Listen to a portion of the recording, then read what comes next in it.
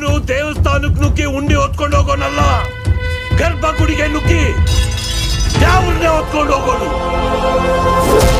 ಊರ್ ಹೆಂಗಸರು ಅಟ್ಟಿ ಮುಂದೆ ನೀರ್ ಹಾಕಕ್ಕೆ ಹೆದರ್ತಾರೆ. ಯಾಕೆ ಗೊತ್ತಾ? ಅವನು ಬೀದಿನೆಲ್ಲ ರಕ್ತದಲ್ಲಿ ತಾರಿಸ್ಬಿಟ್ಟು ಹೋಗಿದ್ದ. ಅಷ್ಟು ದೊಡ್ಡ ಅಪರಾಧಿನ ಬಿಡಿಸೋದು ಸುಲಭ ಅಲ್ಲ.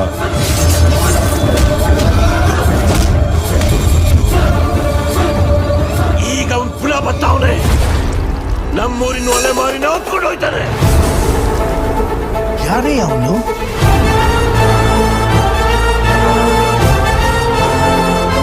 ನಮ್ಮೂರು ಭೀಮ್ನಳ್ಳಿ, ಕುಲ್ಮೇನೆ ದೇವಸ್ಥಾನ. ಕೆಲ್ಸನೇ ದ್ಯಾವ್ರು ಅನ್ಕೊಂಡಿದ್ ನನಗೆ ಆ ದ್ಯಾವ್ರು ಕೊಟ್ಟು ವರ ಏನಂದ್ರೆ 1000 ಮಚ್ಚು 100 ಕಡೆ